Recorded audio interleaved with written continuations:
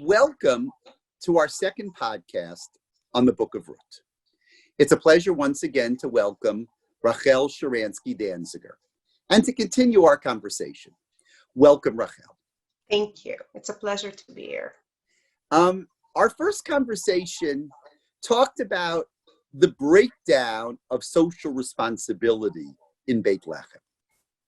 And now we have, at the end of the first chapter, Naomi and her daughter-in-law Ruth returning to Beit Lechem. They're not treated all that well. In a sense, they're treated with the same selfishness that they exhibited when Elimelech took his family away from Beit Lechem. But I think the question that's raised at the end of the first chapter is there any hope for Naomi and Ruth? Is there a chance for them to restore that social fabric? Or is the story just going to be about a breakdown of social fabric again and again and again? I think that Megillat Ruth answers emphatically that yes, there is a way to restore the social fabric, but perhaps not the way we would expect, because the change or the moving power behind the restoration of the social fabric is Ruth. And she does it not by fitting into society. She does it not by going along with social norms, but to the contrary, she does it by challenging exactly the social fabric that we're asking ourselves whether it's possible to restore. In chapter 1, when Naomi's other daughter-in-law, Orpah, leaves and goes back to her family, she's acting according to social expectations. She's going back to the home she came from, to her natural family. She's going back to a place where she has a hope of a future.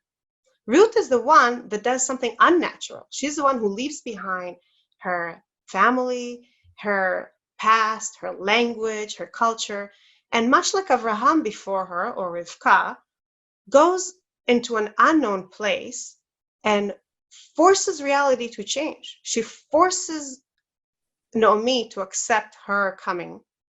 Naomi is not particularly enthused about it.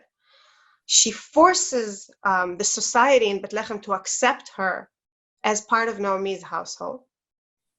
And as the Chazal, as the rabbis say, she's even going against what was the halachic norms of the time, according to which people from Moab couldn't join the Jewish people. So she breaks all those conventions, all those expectations, and somehow that act that threatens, in a sense, the social order is what ends up restoring it from within. That is fascinating, and that's obviously the arc of the Book of Ruth.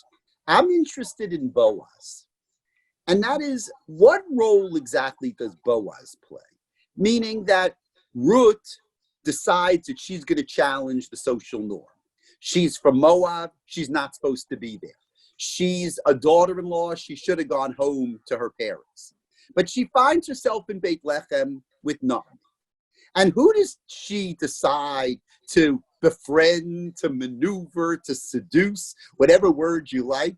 She chooses, someone who actually was similar to the family that she had married into. Someone who was prestigious, someone who clearly was wealthy. And she decides that she is going to change society through changing really Boaz. What do you make of Boaz? He's not a bad guy. He's not a selfish guy. He actually is given he's kind of positive in the Megillah. What do you make of the fact that she chose to work within Boaz's world, and why Boaz is important in the story? So first, I just want to say that I don't think it's clear that Ruth decides to change society as such. She decides that she wants to be part of the society, but I don't think that or at least she's not presented as if she's setting out to revolutionize or affect the world around her. She just wants to be with Naomi.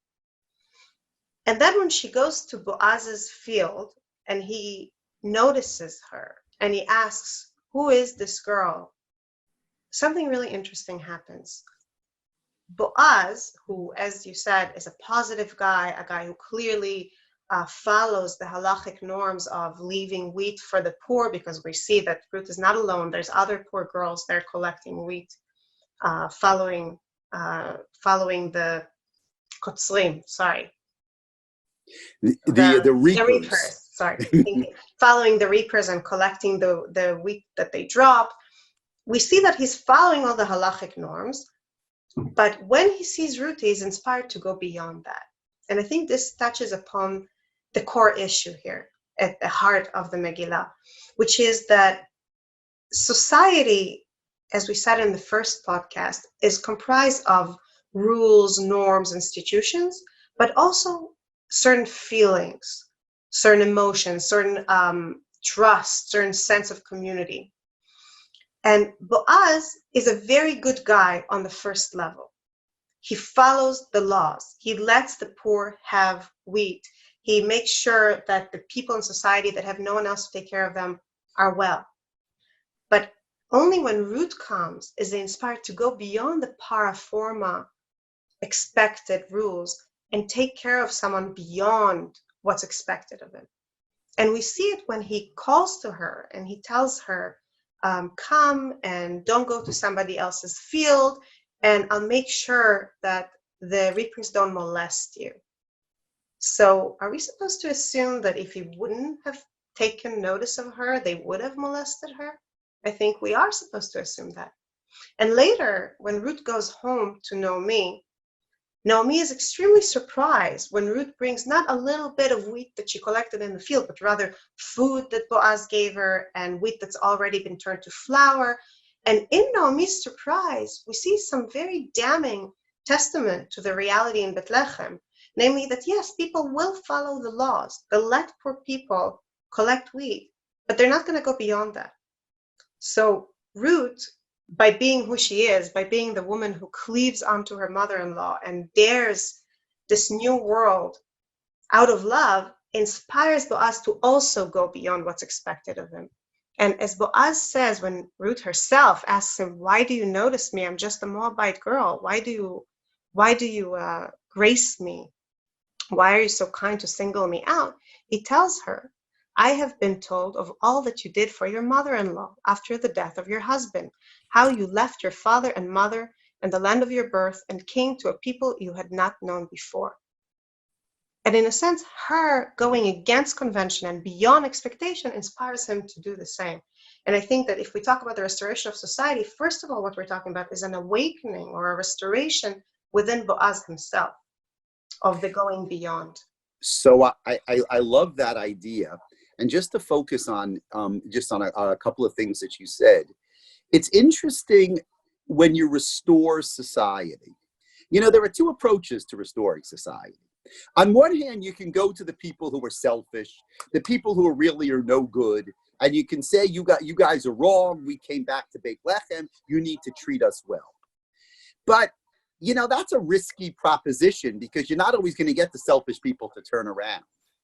Ruth understands something, and like you said, you know, it's that instinct which is almost, you know, implied in the book without being said explicitly, that she understands that if you want to repair society, do it through the good guys, the guys who are not such chachamim, I would say. They're not so sophisticated. Like exactly what you said, he wasn't sophisticated, Boaz. He did exactly what you were supposed to do. He left stuff for the poor people. That's what you were supposed to do as a farmer. And what she says to Boaz is, usually that's okay. But you know what? This is a time of famine. This is a time, right? We said last time, a time of pandemic. This is a time of crisis. This is a time when society needs to be repaired. It's not enough to just be a good guy. You need to do better than being a good guy. You need to go the extra mile, the extra distance.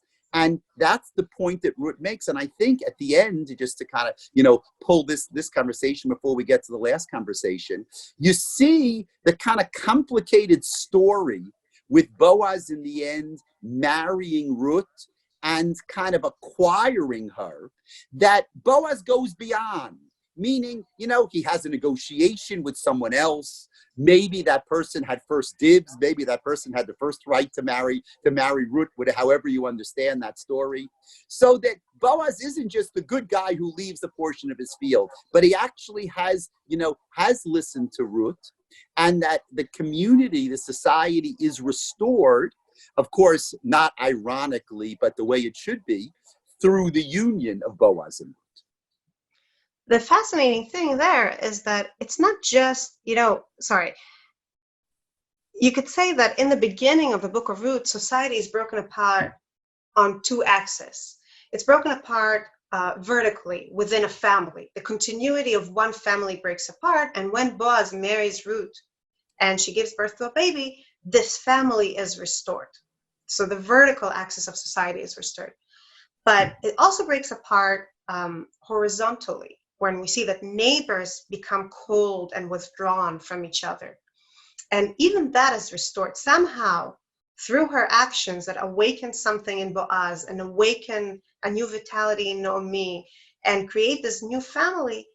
Ruth inspires also the people of the town to suddenly show warmth and care towards each other, because at the end, the elders bless Boaz for his wedding day and say, may the woman you marry be like Rachel and Leah, who both built the house of Israel.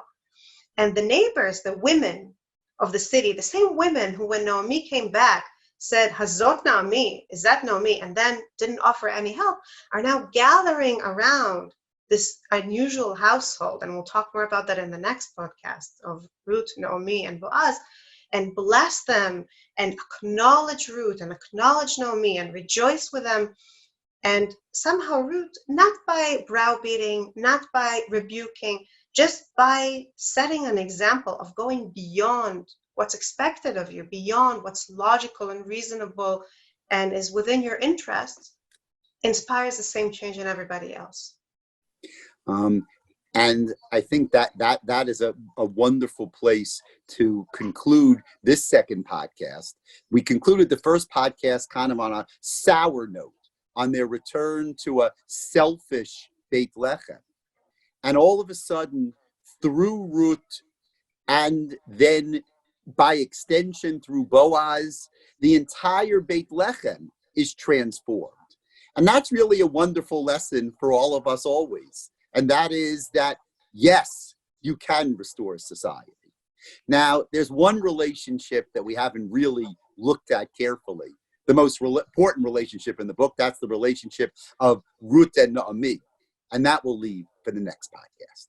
Thank you so much. Thank you.